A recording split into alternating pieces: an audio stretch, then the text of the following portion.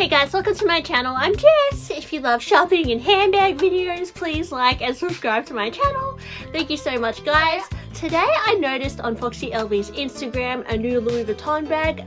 I feel like this is going to be a pretty hyped bag because the price is, not too bad. I converted it. It was still under around 3,000 Australian dollars, which is still a lot for a handbag. I think it's going to be in the high 2s Australian. Comparing to like some of the other new bags that have come out that I think are going to be super hyped, like the Atlantis bag. I watched LV Makita Luxury yesterday and she said that the Atlantis PM is going to cost 3,100 USD, which is an absolute fortune for a canvas bag of this size, in my opinion. That's like 5 grand Australian, guys. Like, I don't think so. Like, we're not doing that Louis Vuitton, but this bag, the price is digestible. And let's work out today, guys, whether it's truly worth it. If you're a Louis Vuitton collector, is it worth picking up? Is it going to be versatile? And what other alternatives can you go for if you still want this look for a lot less? Because let me tell you guys, there is a lot more options than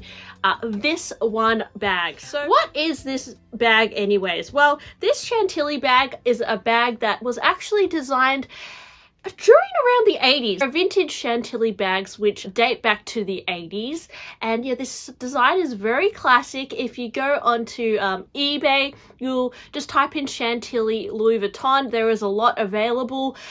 I will say that on the pre-love market, if you're going to shop for this bag, they have varying conditions because there's so much Vachetta leather in these pieces. I've noticed a lot of them have really ugly Vachetta leather, and I know to get the whole Vachetta leather replaced at Louis Vuitton, it can be rather expensive. So I don't know whether it's necessarily worth buying a really beat up pre-loved Chantilly bag and then, I don't know if I'm pronouncing it right, by the way, guys, but anyways, I don't know if it's really worth buying a pre-loved one and then getting it done up at Louis Vuitton, because I feel like that could be quite expensive as well. You're probably better off finding a vintage one in better condition. Now, that being said, I mean, a lot of them are not in the best condition because there's an interior pocket within these vintage bags as well, which became quite sticky. And I've noticed a lot of these pockets have a kind of like a musty look to them. And yeah, that's the problem sometimes with buying vintage bags. They look a little bit crusty and not the freshest. But I think if you want to go for that kind of like beat up bag look, or you just want a carefree bag that you can take to the club or take to the park and chuck it on the floor, I think going for the vintage option could be a more friendly price point, because I've seen some that are like 300 USD, which is a lot cheaper than the Microchantilly that's going to come out soon.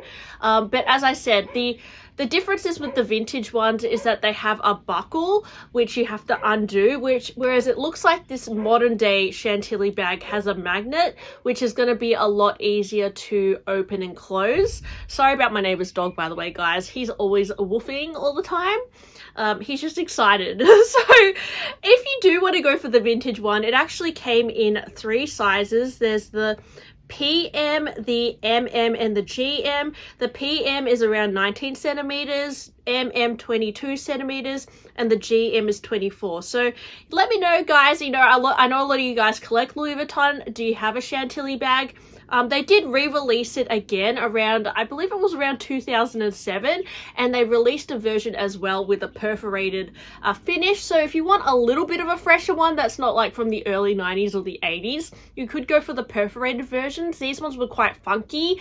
I did find one on Farfetch that was an absolute fortune, so maybe that's not a good alternative. You can go for the 2018 version of the Chantilly bag as well. Nicolas Ghesquière redesigned the bag again when it was its 40th anniversary, and he added more leather details to the bag, as well as this more elegant looking lock clasp to the bag, which I think looks quite pretty. And this bag was available in a few different colorways as well. So if you do love the silhouette of the Chantilly bag, you could go on the pre-love market and hunt down the 2018 version as well, because you might find that the resale price of these bags is very similar to like the new Microchantilly bag.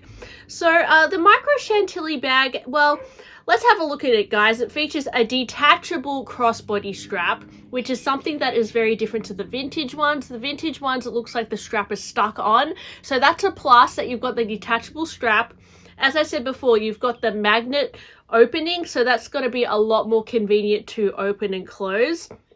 And it looks like this bag contains less vachetta leather. So with the vintage ones, they actually had vachetta leather running around the side, and they also had like a little shoulder pad, but it looks like they've simplified this. It has less vachetta, and it almost looks like the vachetta has been pre-treated, so it's not that stark white vachetta that gets water spots really easily.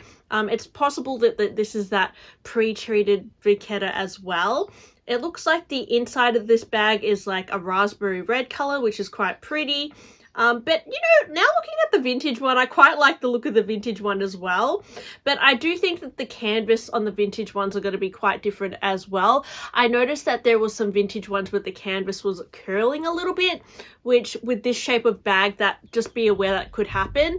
And I even think that even with the modern day canvas, it's possible that over time the canvas could curl upwards. I've experienced this personally with my Pochette Felicie. When I had it, the canvas started to curl up, and I didn't really like the look of that. So yeah, I do question whether that will happen with this micro bag as well. But I think this is quite cute because, well, you could add your own little top handle to it as well. Like, you can detach the strap. You can get quite creative. With the Nicolas Ghesquière version of this bag, he actually added a really nice little top handle to it, which, yeah, I do think that his version in 2018 looked a lot classier and a little bit more elevated, but definitely this new Micro Chantilly is a little bit more similar to like the vintage vibe ones. But do I think it's worth the price, or do I think you should go for a vintage one? Well, the vintage ones, as I said, they're quite... A lot of the ones I found were in very musty and kind of yucky condition. So if you don't like that, if you want a brand new bag, I still think that this bag is worth considering if you're a Louis Vuitton collector, because it looks like a great daily bag. I think it would be awesome if they also offered it in like a black leather trim version. So, because I'm not a big fan of vachetta, I just don't like how high maintenance vachetta leather is. I think it would be nice if they made like a black contrasting version, or even a damier ebene version. Might be a little bit more durable for day to day. And I'm also gonna say that it looks like quite a small bag, so for some people this might be too small for daily wear. Like someone like me, I like to carry like a cosmetics bag and like sunglasses and that sort of thing. I'm not sure if this bag would accommodate for all your daily needs. Given the price point, you might be better off getting a vintage Chantilly GM or MM, and then actually having a bag that you can use on the daily. But now that they've reissued this Chantilly bag, I do wonder if Louis Vuitton will make bigger versions of this, or if they're just going to stick to the micro. And let me know, guys, what you think of this bag as well. Has it tempted you? For me, I'm not going to lie, for a second I was tempted to buy a vintage one because the prices are so reasonable, like $300. I'm just like, that is tempting. Like, I would much rather pull the trigger on something a little bit beat up than spend, you know, over $1,000 on a new bag, which I'm a bit unsure on. But yeah, let me know, guys, what you think of this bag. Thanks for listening to my blubby video today. Hope you enjoyed it. Please like and subscribe, and I'll talk to you guys on my next one. Bye!